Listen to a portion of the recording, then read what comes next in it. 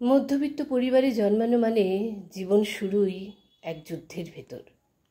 অর্থ, নিরাপত্তা, সম্মান সব কিছুই অর্জন করতে হয় নিজের যোগ্যতায়, নিজের ক্ষমতায়। আর সেই একমাত্র ভরসা হলো শিক্ষা। পড়াশোনা ঠিকঠাক করলে অন্তত টিউশনি করে হলেও নিজের খরচ চালানো সম্ভব। কিন্তু যারা আজকে পড়াশোনার গুরুত্ব না বুঝে শুধু সময় নষ্ট করছে, একদিন জীবন তাদের সঙ্গে খেলার মাঠে ফুটবলের মতো আচরণ করবে।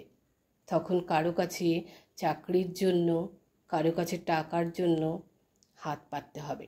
সেই দিন খুবই অপমানজনক হবে। তবে এখানে শিক্ষা বলতে শুধু বই পড়ে সার্টিফিকেট পাওয়া নয়, আসল শিক্ষা হলো দক্ষতা অর্জন। আগামীর দুনিয়া হবে দক্ষতা নির্ভর। যে কে কতটা কাজ জানে সেটাই হবে তার মূল পরিচয়। গান, কোডিং, ডিজাইন, ব্যবসা, লেখা, যে কোনো একটা কাজে পারদর্শী হতে হবে। এই প্রজন্মের অনেকেই ক্লাসে যাচ্ছে না, পরীক্ষায় বসছে না, ভালো বইয়ের নামও জানে না। এমনকি অনেকের ধারণা পড়াশোনার দরকার নেই, একটু কায়দা করলেই চলে যাবে। কিন্তু তারা বুঝছে না, এই অলসতা, এই অবহেলা একদিন বড় দুঃখ ডেকে আনবে। এখন অনেক দেশের ছেলেমেয়েরা হাজারো কষ্ট করেও পড়াশোনা করছে, উচ্চশিক্ষা নিচ্ছে, অথচ আমাদের দেশে স্কুল, কলেজ, শিক্ষক, বই সবই আছে, তবু ছাত্রদের মধ্যে আগ্রহ নেই। অভিভাবকদের জোর করে তাগাদা দিতে হয়, তবেই সন্তান একটু পড়ে। শিক্ষক হোমওয়ার্ক দিলে সে অপ্রিয় হয়ে ওঠে।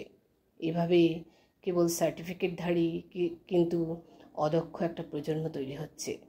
ছেলের মাস্টার্স শেষ, কিন্তু চাকরি নেই। কৃষিকাজ জানে না, বিদেশেও যেতে পারছে না। মেয়ের অনার্স মাস্টার্স শেষ, কিন্তু বিয়ে হচ্ছে না, কারণ উপযুক্ত পাত্র মিলছে না। ফলাফল হতাশা, বেকারত্ব, পরিবারে দুশ্চিন্তা।